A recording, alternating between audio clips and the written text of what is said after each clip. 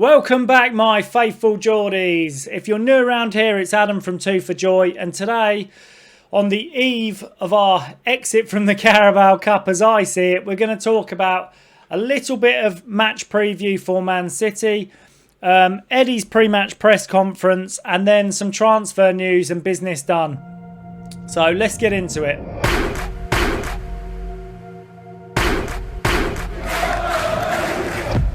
So to start off with, Manchester City, the pre-match. This is, as we all kind of expect, I think, going to Manchester City. We haven't scored under Eddie at the Etihad. I can't see us turning this one around. I've just been looking at the injury lists, and I'll go through it. Man City have Josko Guardiola, Kovacic, John Stones, Jeremy Doku, Ryan Shirky. Ryan Shirky is a late fitness test, 50%, and Ruben Diaz, 25% chance of making the team. Some key players for them to be out, but that squad has so much strength in depth, as you well know. And then for Newcastle, we obviously have Fabian Schär out, Tino Livramento, Emil Kraft, Joel Linton. Bruno Guimaraes is a 50% chance of making the game. Sven Botman, fitness test passed, but he's still doing some late work. And Lewis Miley is set to be a 25% chance. I mean, Eddie in his press conference said it's unlikely that Bruno or Lewis Miley will make this game, which leaves me wondering how we're going to line up realistically with our midfield.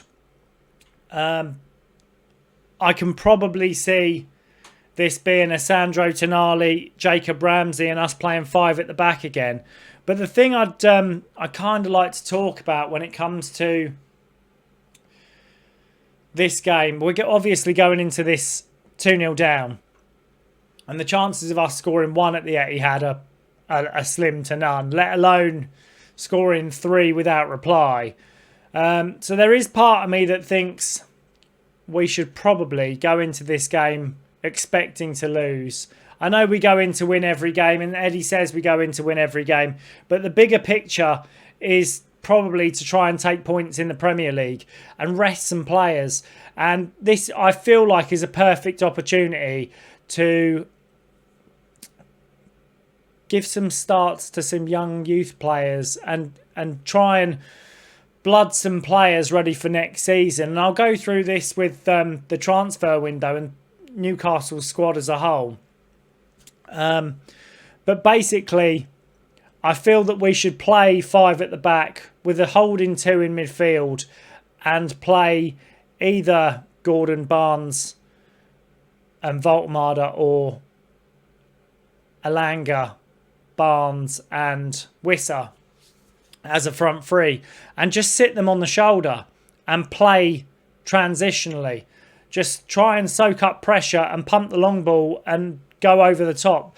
Man City love to sit high. The key for this one, as I've seen so many times with Manchester City, is Bernardo Silva. If you close out Bernardo Silva, you close out Man City's midfield. It is the case of he drops so deep and controls the game. You have to shut off the lanes to Bernardo Silva. In a nutshell, I don't think we'll do it. I don't think we're set up tactically or with the squad or the players to be able to do this. I can only see this as being a defeat. I think it will be a short run thing. I think it will probably be a 1 or a 2-0, and then City will just sit back and try and rest players, bring players on, make some rotation. I can't see Newcastle really stretching. It'll be a miracle if we stay in this game. I'll probably give us a 5% chance, and it's not what everybody wants to hear, but it's the only being realistic, being honest. That's what I'm about. So if anything, I think we're on the eve of, like I say, being out of the Carabao Cup. And then moving on, Eddie Howe's press conference. I thought there were some really interesting things in this, obviously around the transfer window and us keeping our powder dry until the summer. And I wanted to touch on Sandro Tonali being offered out to Arsenal.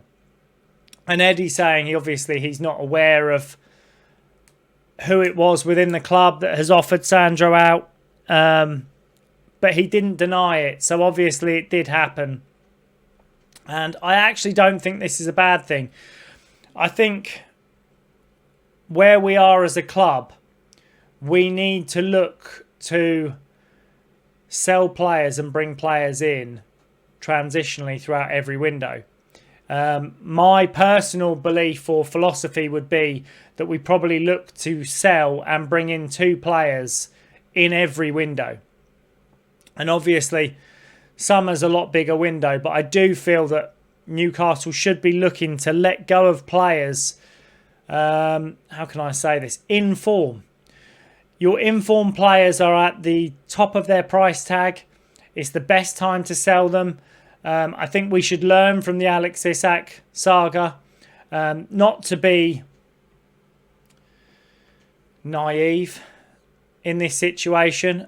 With Ross Wilson coming in, we obviously have somebody now that should have a better track record of being able to buy and sell players. He does have a fantastic track record of selling at high volume and at high prices. So I feel like Ross Wilson probably would have been behind this offer out of Sandro Tonali to Arsenal.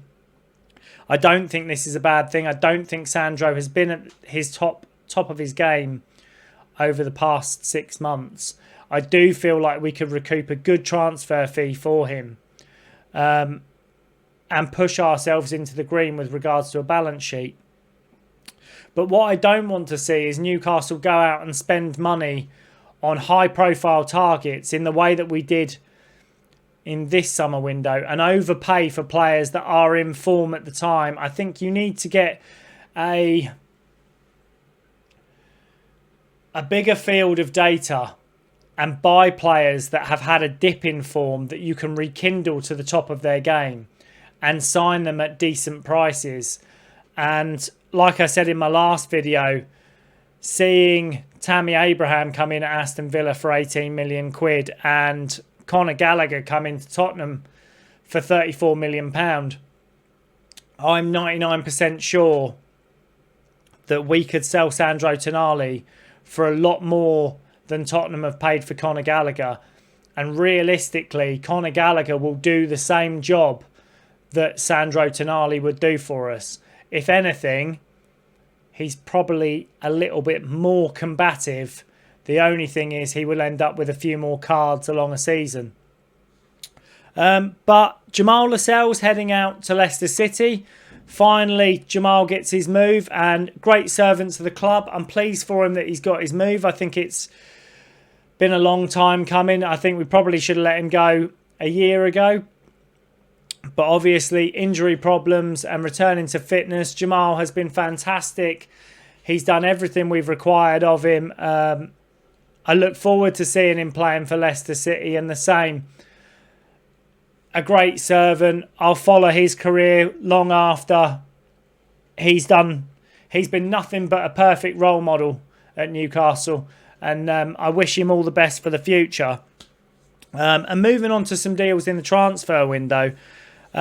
These surprised me, but Angel Gomez moving from Marseille to Wolves on loan for the last 6 months. I'm not sure whether they have an obligation to buy, but again, a fantastic creative midfielder that probably would have been an ideal loan for us had we looked to move Joe Willock on for the £20 million to Crystal Palace. And I'm, again, not sure along the lines of our PSR issues and our long-term vision for transfers. I'm not sure we're making the right moves in this window or lining up for the summer. And my only thing is whether Ross Wilson has had enough time to highlight targets, which I feel he probably should have had targets that he could have brought from Nottingham Forest when he was scouting there and when they were looking there. He must have a list of key players. I don't think anybody walks into a job, rips up their old sheet of targets and starts afresh. So I would have thought he would have had some ideas. But the big move, Jorgen Strand Larsen, moving from Wolves to Crystal Palace for £48 million. And again, this one, I think we looked at Strand Larsen. I'm kind of glad we didn't do the deal for 48. Realistically, they wanted 60 when we looked at him. And obviously, he's had a massive drop-off at Wolves. And I feel that we were looking at him while he was in a purple patch. And we probably would have overpaid in the same way that we've overpaid, I believe, for Johan Wissa. I think £25-30 million was the going rate for Johan Wissa. But obviously, with the situation with him not wanting to train, not wanting to play, I think it left Brentford with a sour feeling in the same way that Alex Isak did to us. And obviously that pushed them to get as high a fee as they could. And well done to them for getting £50 million out of us. But a little bit of a poor showing from Newcastle, overpaying for, where I feel, overpaying for Jacob Ramsey, Anthony Elanga and Johan Wissa in one window. And that could cripple us for a little while, which is probably why we're seeing Sandro Tonali being offered out. But going through, I've just been looking at the Newcastle contracts, and we have Mark Gillespie, Emil Kraft, Kieran Trippier, Fabian Schär, Nick Pope and Aaron Ramsdale's loan set to expire. But those other players, all their contracts end in 2026. Realistically, I think we need to be getting deals done to keep Nick Pope, as we don't have a backup goalkeeper. We have an option to buy on Aaron Ramsdale. I'm not sure whether Aaron Ramsdale is ready to be a first-team keeper. And unless Newcastle have a target that is almost signed, sealed and delivered, and they are negotiating throughout the rest of the season to make sure that deal is done for the start of the summer window opening, I do not believe we should be letting Nick Pope go on a free. And then moving through, when I was looking, we've got... So...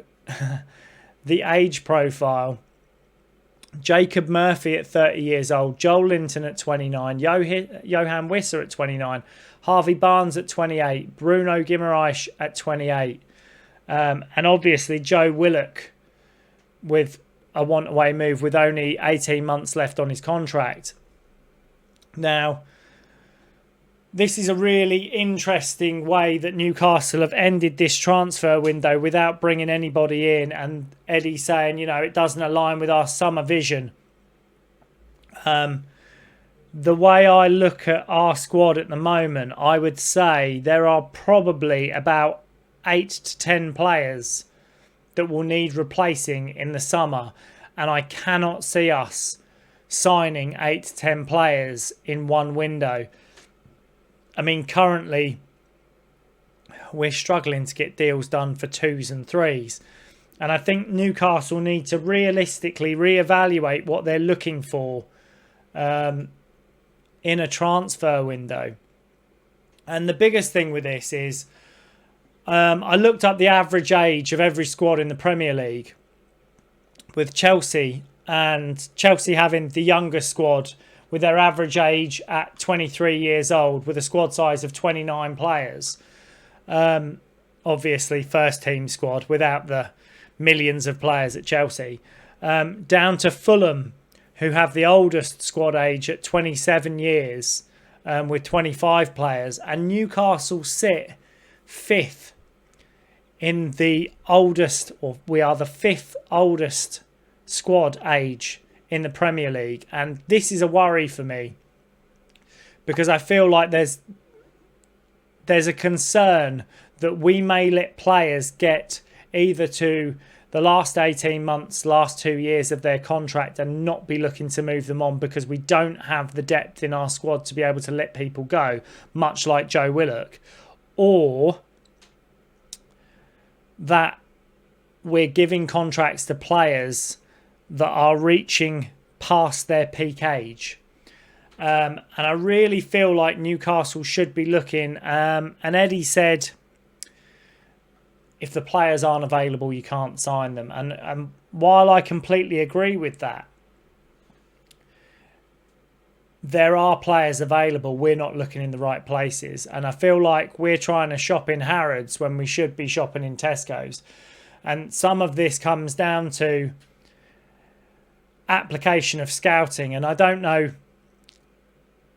who is making the decisions to put the players forward within our scouting network, but there are players available for decent sums of money who have high ceiling potential that we should be looking in to bring in. And this is the same as I did the video of Brooke Norton-Cuffy, 21-year-old right back, available for around 15 million euros. Prime age. It'd be like bringing in Lewis Hall all over again. We've got Tino Livramento, who is, it looks like, stalling on negotiations with his contract. And I kind of don't blame players for doing this. I can't blame players for wanting to get moves to bigger clubs when there is no clear direction within the Newcastle setup. And they have to be looking, Newcastle players within this squad have to be looking at their own careers and going, well, if we're not bringing anybody in to freshen this up, and we're giving contracts to players that are past their peak, realistically, where is the aim? Where is the ambition? And where are we going? And I said it in my last video, I'm not sure if Newcastle are looking at this summer window as a whether Eddie Howe will still be there, or whether they will make a decision later on in the season as to what the aim is for the future, and whether we look to regen this squad and management, staff, everything based on where Eddie finishes in the Premier League. Because I do believe, if you look at how much money we've spent, you look at the squad size, you look at the quality we have, there must be a target and a limit on where we sit in the Premier League. We cannot keep going with, we make Champions League, we drop down to 8th, 9th, 10th in a season. There has to be some form of progression. And while progression doesn't have to be league form every season, I understand making it into the latter stages of the Champions League offers us more money.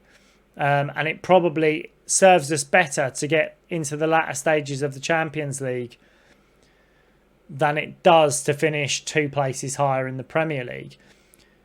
We have to be consistent. We have to find some consistency. And at the moment, like I say, it is a worry. Our away form has not been good enough. And it is a worry of how we tend to turn this tide before the end of the season. We have a very intense month-long window of tough games and no rest, with an already stretched squad, with a vast amount of injuries and no defensive cover. And that is what makes me think, if you were to bring in players, and it doesn't have to be signings, it could be loans, it could be recalls, but if you were to bring in players to help with this defensive cover situation until the end of the season, until that summer window, it may well leave us in a better position in the league. And the better position in the league will offer us the draw for players. If you are going into a summer window having finished 9th with a terrible away form, no European football, having been dumped out of both cups and not making it to the latter stages of the Champions League, you're going to find it a lot harder to bring in players, especially if there's competition for signing of those transfers. But let me know what you think in the comments. Like, subscribe, get involved. Everybody's welcome. Even if you're giving me shit, I don't mind. So get involved, and hopefully, guys, I will see you tomorrow after Newcastle pull off a miracle with our 5% chance and turn over Man City.